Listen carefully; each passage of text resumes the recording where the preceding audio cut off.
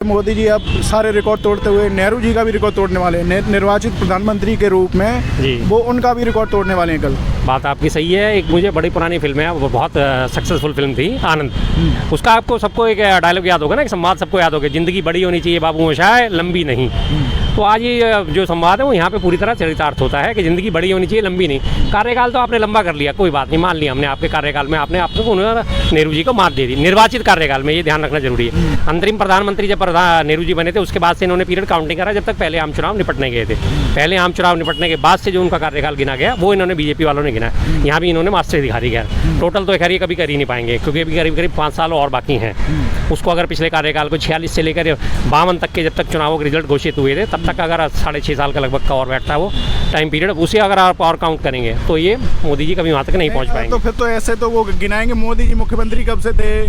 हाँ, मुख्यमंत्री अलग बात है, प्रधानमंत्री पद की बात हो रही है ना। बाकी दूसरी बात इनसे खैर देखिए, दिन कम हो ज़्यादा हो इन चीज़ों से कोई फर्क नहीं पड़ता। मैंने कहा ना कि ज़िंदगी बड़ी होनी चाहिए, लंबी नहीं। तो 12 साल का आपने तोड़ दिया रिकॉर्ड, अच्छी बात है, लेकिन क्या 12 साल में आपने वो उपलब्धियाँ हासिल करी जो नेहरू जी ने कभी करी थी? क्या आप 12 साल में वो नेहरू जी के पाँव के टखने तक भी पहुँच पाए? नहीं पहुंच पाए। आज भी नेहरू जी होता है। आप जी आज भी आपकी दुकानदारी जो चलती है वो नेहरू जी के नाम पे ही चलती है। नेहरू जी ने ऐसा करा, नेहरू जी ने वैसा करा, नेहरू जी ने ये करा, नेहरू जी ने वो। अब जरा नेहरू जी की उपलब्धि पर नजर डालने थोड़ी सी। नेहरू जी जब 51-52 में पहली बार चुनाव होने के बाद प्रधानमंत्री बने, देश की बागडोर संभाली, हमारे देश का बजट जो है 52 तक आते आते मात्र 500 करोड़ के लगभग का था। उस 500 करोड़ से लेकर उन्होंने देश को कितनी अर्थव्यवस्था को आगे पहुंचाया, उस पर ध्यान दिया। उस 500 करोड़ में उन्होंने वो कमाल दिखा दी जो इनके पास आज 5 ट्रिलियन की इकोनॉमी, 4 ट्रिलियन की इकोनॉमी होने के बावजूद ये नहीं दिखा पा रहे। सबसे पहले उन्होंने 1952 में आम चुनाव करवाने के बाद एशियाड खेलों का आयोजन करा। एशियाड खेलों का पहले 1952 में सबसे पहले एशियाड खेलों का आयोजन भारत में हुआ। उसके बाद उन्होंने 52 से लेकर 57 तक 5 IIT और 5 IIM बनाए। 1956 में उन्होंने एम्स की स्थापना करी, वो एम्स जो दिल्ली में आज भी मौजूद है। अभी पीछे पूरे वर्ल्ड रैंकिंग जो मेडिकल कॉलेज है उनकी रैंकिंग जारी हुई थी, उसमें इसको 6ठा नंबर मिला था इस एम्स को। इसके बाद आगे मोदी जी की बार बार बड़ी गाथाएं गाई जाती हैं, वीर गाथाएं। मोदी जी ने 17 एम्स बना दिए, 16 एम्स बना, उनकी कहीं कोई गिनती होती है गुणवत्ता के स्तर पर? कहीं गिनती नहीं होती। गिनती आज भी इसी की। उन 100 जो मेडिकल इंस्टीट्यूट है उसमें इसका नंबर 6ठा आया था हमारे एम्स का।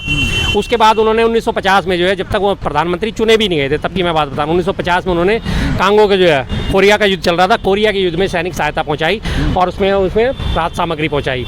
उसके बाद उन्होंने स्वेज नहर का मुद्दा, अंतर्राष्ट्रीय स्तर की आपकी उपलब्धियां बताता हूँ, राष्ट्रीय स्तर की मैं बाद में, अंतर्राष्ट्रीय स्तर कांगो का जो युद्ध हुआ था, कांगो के युद्ध में उन्होंने जो है मध्यस्थता की भूमिका निभाई। स्वेज नहर का जो विवाद हुआ था उस स्वेज नहर को सुलझाने में मध्यस्थता की भूमिका निभाई, वरना स्वेज नहर से लोगों पोतों का परिचय वाहन अनुमति नहीं थी। उसके उन्होंने उसमें कोरिया युद्ध को रुकवाने में उनकी महत्वपूर्ण भूमिका थी। आज तो हमारे यहाँ कह देते हैं अरे पापा ने युद्ध रुकवा दिया, पापा ने युद्ध रुकवा दिया, जबकि सब जानते कुछ नहीं हुआ था। लेकिन कोरिया का जो युद्ध था वो वास्तव में नेहरू जी के प्रयासों के द्वारा संभव हुआ था। दक्षिण अफ्रीका में रंग भेद की नीति चली आ रही थी, उस रंग भेद की नीति को समाप्त करने में उन्होंने महत्वपूर्ण कदम उठाए और पूरे विश्व को एक मंच पे लाके खड़ा करा के रंग भेद जो है इंसानियत के खिलाफ जो है जुर्म है, मानवता के खिलाफ कलंक है, उस रंग भेद को खत्म करना चाहिए। उस रंग भेद को मिटाने में नेहरू जी की अहम भूमिका थी। उसके बाद उन्होंने नॉन अलाइनमेंट मूवमेंट चलाया, सारी दुनिया ने उसको अप्रिसिएशन दिया।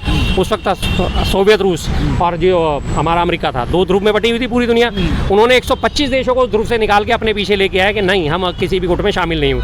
आज तक उस मॉडल की जो है इज्जत करी जाती है, आज तक उस मॉडल की तारीफ करी जाती है। उसके बाद उन्होंने जो है 1955-56 में जब ये स्वेज नहर और मिस्र का जब ये मामला सुलझाने के बाद फिर से एक बार जो है वैश्विक संकट उत्पन्न हुआ था, उसका जलडमरू मध्य का, उसके बाद उन्होंने वो सुलझाने में उसमें ताकत लगाई। उसके बाद उन्होंने शांति सैनिकों की आप अच्छाइयाँ गिना रहे हो, लेकिन वो जितनी अच्छाइयाँ आप गिना रहे हो वो तो उतनी कमियाँ और निकाल देंगे नेहरू जी की। कमियाँ ही निकाल सकते हैं। देखो इन्होंने बड़ा अच्छा फार्मूला बना रखा है कि बड़ी लकीर खींच के उसे किसी भी तरह से मिटा नहीं सकते, तो उसके नीचे एक बड़ी लकीर और खींच दो। ये तो उनका यही काम है, बुराइयाँ गिना गिना के नेहरू जी की बनाएंगे, अच्छाइयाँ तक मैं कह रहा हूँ ना पहुँच के दिखाओ। शांति सेना की स्थापना करी उन्होंने कि कहीं भी किसी भी देश में कोई युद्ध होता है, गृह युद्ध होता है, दूसरे देशों का आपस में युद्ध होता है, तो उसमें शांति सेनाएं भेजी जाएंगी। UN ने इसको परमिशन दी, जिसकी ये बात करते हैं कि नेहरू जी ने किया क्या, मैं वो इन्हें बता रहा हूँ कि किया क्या क्या उन्होंने ये करा। उन्होंने गुट निरपेक्ष आंदोलन की नींव रखी, उन्होंने शांति स्थापना की नींव रखी, UN ने उसे सैंक्शन करा हर जगह उनकी। और 80 से ज़्यादा विश्वविद्यालय में, विदेशों के 80 से ज़्यादा विश्वविद्यालयों में नेहरू जी के नाम पे चेयर स्थापित है। चेयर स्थापित होने का मतलब कि नेहरू जी चेयर का मतलब होता है, लोग ये समझेंगे चेयर का स्थापित, मैं थोड़ा सा उन्हें क्लियर कर देता हूँ। किसी भी विश्वविद्यालय में अगर कोई चेयर स्थापित होती है, जैसे हमारे दिल्ली विश्वविद्यालय में अगर प्रेमचंद चेयर स्थापित करेगी, तो प्रेमचंद जी की जीवनी पर जो भी कोई व्यक्ति रिसर्च करेगा, स्कॉलर का बनेगा, उसको उनके बारे में उनको फेलोशिप दी जाएगी, उसे उसके लिए छात्रवृत्ति दी जाएगी। इस तरह की जो छात्रवृत्तियाँ 80 से ज़्यादा विश्वविद्यालयों में पूरे विश्व में प्रदत्त की जाती हैं, नेहरू चेयर जिसे कहा जाता है। उसके अलावा उनकी लिखी हुई किताब डिस्कवरी ऑफ इंडिया पूरे विश्व में पढ़ी जाती है, पूरे विश्व के विश्वविद्यालयों में पढ़ाई जाती है। इनके पास क्या है, ये बुराई कर सकते हैं, बुराई करने के बाद इन्हें दिखाओ कि कौन सी तुम्हारी किताब पढ़ी जाएगी। नरवणे जी का बयान आया है हाल ही में, आपने सुना होगा कि वो एक अब कह रहे हैं, पहले उन्होंने बुक में लिखा था कि मैं परमिशन नहीं, हमसे ये कह दिया गया था जो उचित लगे वो करो। अब उन्होंने कहा है कि मोदी जी की जो उनके उसमें कोई भी 1 इंच ज़मीन भी नहीं गई है चीन के पास, और नेहरू के टाइम पे कहा जाता है कि चीन ने हमारे भारतीय ज़मीन पर कब्जा किया था। बिल्कुल बिल्कुल, देखिए झूठ बोलने का कोई सानी नहीं है, रिटायर वैसे ही हो चुके हैं। रिटायरमेंट के बाद उन्हें अपनी पेंशन बंद नहीं करानी, उन्हें अपने रोटी पानी बंद नहीं करानी, उन्हें दाना पानी बंद नहीं कराना। तो जाहिर सी बात है, इसी तरह की बातें बोली जाएंगी, इसी तरह की बात करी जाएंगी कि 1 इंच भी ज़मीन नहीं गई मोदी जी के राज्य में। कैसे नहीं गई भैया? लेह लद्दाख में चीन हड़ पे जब बैठा ज़मीन, उसके बारे में बात क्यों नहीं करते? अगर नहीं गई तो लाओ ना श्वेत पत्र। मैं बार बार वो बात उठाता हूँ, 2021 में 19 के जो गलवान घाटी युद्ध हुआ था हमारा, गलवान घाटी में हमारे 19 सैनिक मारे गए थे। उसके बाद चीनी सैनिकों ने अंदर घुस के, जहाँ हमारे मेजर शैतान सिंह का स्मारक बना हुआ था, उस स्मारक की ज़मीन को चीनियों ने कब्जा कर रखा है, और आज भी वो स्मारक जो है वहाँ से हटा के उसे नीचे उसके बेस पे लिया है। इससे पहले उनका स्मारक वहाँ पे था, परमवीर चक्र विजेता 1962 युद्ध के वो मेजर शैतान सिंह, उनका स्मारक वहाँ बना था जहाँ उन्होंने अपनी शहादत दी थी, और वो ज़मीन भारत की थी। चीनी उस जगह को कब्जा करके वे बैठे हुए हैं, लेह लद्दाख में ज़मीन कब्जा करके बैठे हैं, अरुणाचल में ज़मीन कब्जा करके बैठे हैं। आप कैसे झूठ बोल सकते हो यार देश के सामने? नरवणे साहब, आपको अगर अपने रिटायरमेंट कर लिए, फौजी आदमी रहे हो, फौज पे दुनिया यकीन करती है, झूठ बोलना तो आपको शोभा नहीं देता कम से कम। जो उनकी किताब थी उनमें जो लिखा, उसमें उन्होंने जो लिखी थी कि बात मैं अकेलापन फील कर रहा था, मेरे पास कोई निर्णय नहीं था। आपको क्या लग रहा है अब उन्हें कहीं ऊपर प्रेशर डाल के ये चीज़ें कराई? बिल्कुल, ये तो सब जगह देखिए, जहाँ जब आपने कभी भी, ये तो नरवणे साहब की बात हुई, इस नरवणे साहब के अलावा किसी राजनीतिक को देख लो, किसी उद्योगपति को देख लो, किसी कलाकार को देख लो, किसी स्टार को देख लो, किसी बड़े सेलिब्रिटी को देख लो, जहाँ उसने थोड़ी सी इसके विपक्ष सत्ता पक्ष के खिलाफ आवाज़ उठाई अपनी, वहीं उसके ऊपर ईडी IT CBI सब छोड़ दी जाती है, और कुछ दिन के बाद ही उसके सुर बदले हुए नजर आते हैं। आज अगर सेलिब्रिटीज़ की बात करें, सर्वोपरि नाम किसका आता है? अमिताभ बच्चन का। ये अमिताभ बच्चन 2012 में कैसे खुल के कहते थे, अरे भाई मुंबई कर क्या गया पेट्रोल पंप पे यार, 10 रुपये का पेट्रोल छिड़क दे, कार को आग लगानी है, क्योंकि मेरा तो ड्राइवर आज मोटरसाइकिल से नहीं आया, पैदल आया, और दुनिया भर की तमाम तरह की उल्टी सीधी बातें करते। आज उनकी चू निकलती है, आवाज़ निकलती है। आज वो पेट्रोल 100 रुपये से ऊपर हो गया, तब तो 70 रुपये था, और 70 से नीचे था, 60, 65, 62, 64, 67, 68 यही झूलता रहता था। तब उनकी हालत थी कि 2 रुपये 3 रुपये बढ़ने, आज 7.5 रुपये बढ़ गए। गैस सिलेंडर में, घरेलू पे फिर रेट बढ़ गया, छोटू गैस सिलेंडर पे बढ़ गया, कमर्शियल गैस सिलेंडर पे बढ़ गया, और उसके बाद अब मन रहे जो उज्ज्वला योजना, जिसका पूरे देश में ढिंढोरा पीटा गया, उज्ज्वला योजना के तहत 12 सिलेंडर पे सब्सिडी दी जाती थी, 12 को घटा के पहले 9 करा, अब 9 को घटा के फिर से 4 ही कर दिया, सिर्फ उनको भी 4 कर दिया। आज किसी की आवाज़ निकलती है? नहीं निकलती, क्योंकि उनका RCD। सोशल मीडिया पे एक वीडियो वायरल हो रहा है, एक न्यूज़ एंकर कह रही है थोड़ा थोड़ा ही तो बढ़ रहा है, इतना ज़्यादा परेशान क्यों हो रहे हो? वही उनका तो सही बात है, थोड़ा थोड़ा ही तो बढ़ रहा है, परेशान क्यों हो रहे हो? क्योंकि उनकी सैलरी जो है थोड़ी थोड़ी बढ़ रही है, वो इसलिए चाटुकारिता में लगी हुई, अभी आएगा बोनस मिलेगा मोटा तो फिर वो आ जाएंगी। हाँ जी हाँ, कोई बात नहीं। चैनल का इनका दीनीमान बचा कहाँ है साहब? सब जानते आज इन्हें गोदी मीडिया के नाम से कहा जाता है, गोदी मीडिया इनको शोभित करा जाता है। क्यों? क्योंकि ये बात ही सारे बैठ के गोदी में करने वाले लोग हैं, सत्ता पक्ष की गोदी में बैठ के बात करने वाले। यही एंकर कितने हाय हल्ला मचाते थे 12-13 की अगर रिपोर्टिंग देखी जाए, 14 की रिपोर्टिंग देखी जाए, हर चीज़ पे मनमोहन सिंह जी को घेरते थे। 10 रुपये मात्र सिलेंडर पे बढ़ता था, और एक वो मोहतरमा हुआ करती थी, सिलेंडर लेके सड़कों पे बैठ जाती थी। आज सिलेंडर कितना बढ़ गया? कमर्शियल गैस सिलेंडर 1000 से सीधा 3500 पहुँच गया, 3500 के आसपास, 3200 के आसपास पहुँच गया। आज वो मोहतरमा आपको कहीं नजर आती हैं? वही मोहतरमा अमेठी में जो है 13 रुपये किलो चीनी दे रही थी, क्या वो दे पाए 13 रुपये किलो? आज चीनी बाजार में 50 रुपये किलो मिल रही है, नहीं आएंगी वो सड़कों पर। आपने मीडिया की बात की, मीडिया का भी एक बहुत अभी विवाद चला, खान सर और जितने भी टीचर्स हैं उनको लेकर, और जो अंजना ओम कश्यप हैं उन्होंने एक टिप्पणी की थी उसको लेकर, जो ये विवाद चला उसके बाद खान सर जो हैं उन पर कई, उनके यहाँ भी कुछ विवाद हो गया, उसके बाद FIR हुई। इस पूरे क्या देखते हैं इस पूरे घटनाक्रम? ध्यान बटाने की घटना है, सीधी सी बात है, इसके अलावा और कुछ नहीं था। क्योंकि नीट पे ये लोग बुरी तरह फंसे हुए हैं। नीट में सारे के सारे लोग जो हैं, बच्चे जितने भी एस्पायरेंट्स हैं, जितने भी सारे अभ्यर्थी हैं, वो सारे कहीं ना कहीं से कोचिंग ले रहे हैं कुछ तरह। उन्होंने कहा कि कोचिंग संस्थानों पर आपको देखिए, प्रयागराज में 65 लाख की आबादी है, लगभग 65 लाख आबादी है, तो करीब करीब 10 लाख से ज़्यादा घर है पूरे प्रयागराज में।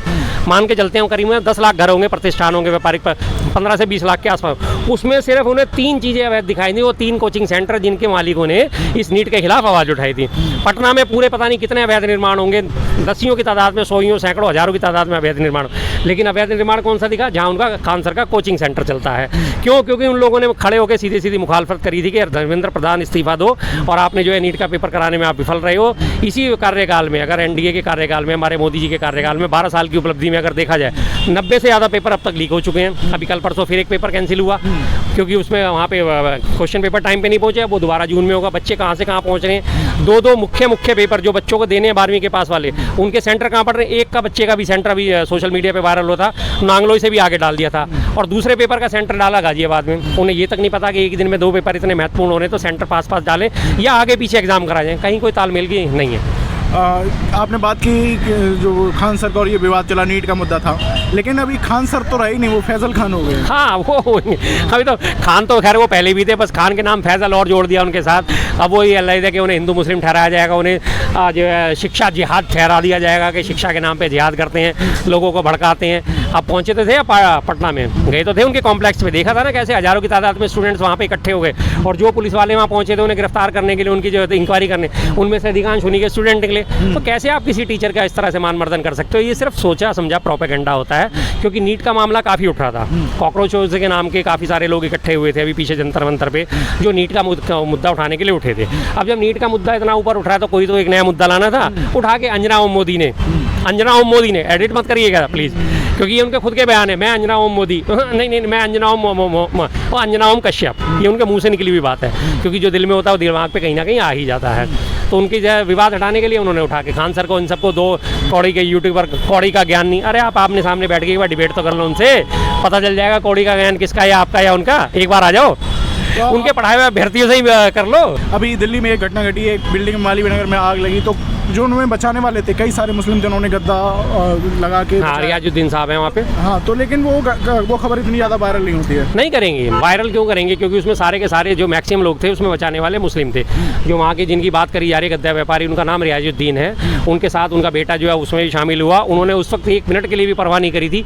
अपनी दुकान से बताया जा रहा है कि करीब 2 लाख से ऊपर के गद्दे निकाल के उन्होंने नीचे बिछा दिए थे, ताकि ऊपर से कूदने वाले जो हैं उनको सपोर्ट मिल सके, उनको चोट ना लगे। और उसके बाद उन्होंने एक बार भी ये नहीं देखा, और उनके साथ कम से कम 8, 10, 12 लोग और भी थे जो बचाने में लगे, और सबके नाम जो है वो मुस्लिम है, सारे के सारे बचाने में मुस्लिम है। इससे पहले गंगा में डूबते हुए बचाया था, मुस्लिमों ने बचाया था। हर जगह यहाँ देखिए, आम आदमी जितना भी है ना, अगर बीजेपी के सरकारी हिंदुओं को छोड़ दें, कट्टर हिंदुओं को छोड़ दें, तो कहीं भी आम आदमी में आपको कहीं भी भेद देखने को नहीं मिलेगा। आपको मैं साफ साफ बताता हूँ, आपने दौड़े, अभी आपकी दाढ़ी भी बड़ी है, आप अभी यहीं से इसी रोड से ना अपनी स्कूटी लेके जाओ, और उस पर अपना कुछ मत करना, आप टोपी लगा लेना। आप सब मुसलमान दिखोगे, दाढ़ी बढ़ा के, टोपी बढ़ा के, है ना, और स्कूटी का साइड स्टैंड खोल लेना। जरा सा यहाँ निकलोगे, देखना आपको 20 लोग टोक लेंगे, भाई साइड स्टैंड खुला हुआ, भाई साइड स्टैंड खुला। वो ये नहीं देखेंगे आप मुसलमान हो या नहीं हो। उसी तरह आप हिंदू बन के गमछा डाल के भगवत डाल के मुसलमान के किसी भी एरिया में निकल जाओ, और फिर आपने अपने स्कूटी या बाइक का साइड स्टैंड खोल लेना।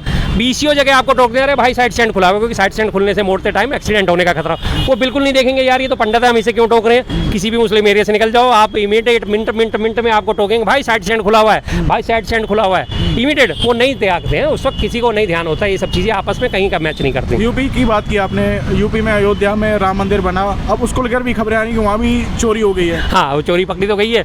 4 संदिग्ध लोग CCTV में पैसा चोरी करते हुए पाए गए हैं, जिसकी अभी अखिलेश यादव जी ने वाट है कि चंदा चोरो। जब राम मंदिर नहीं बना था 1992 में, जब ये मुहिम चली थी, तब भी हज़ारों करोड़ का चंदा इन लोगों ने इकट्ठा कर लिया था राम मंदिर बनाने के नाम पे।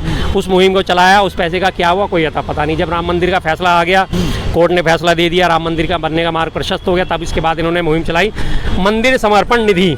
मंदिर समर्पण निधि से घर घर ये लोग गए हैं कि मंदिर के नाम पे चंदा मांगने। उस चंदा में कितना चंदा इकट्ठा हुआ, कहाँ आया, कितना आया, कहाँ वो जमा हुआ, कोई नहीं जानता।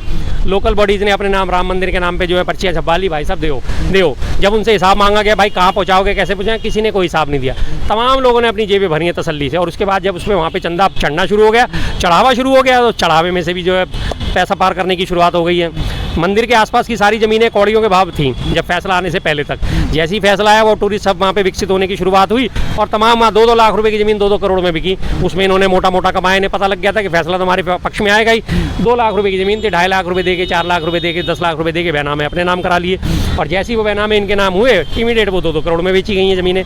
तो तब भी इन्होंने घटा राम रसोई के नाम से, शबरी रसोई के नाम से, पहले भी मैंने एक बार दिखाया था आपको पर्ची, राम नाम की लूट है, लूट सके तो लूट, 55 रुपए की चाय है, पी ए फूट, नाम रखा हुआ है शबरी रसोई, और चाय दे रहे थे 55 रुपए की, और उस पर GST एक्स्ट्रा था। तो किस तरह की लूट मार चल रही है सभी जानते हैं। धर्म का धंधा सबसे चंगा।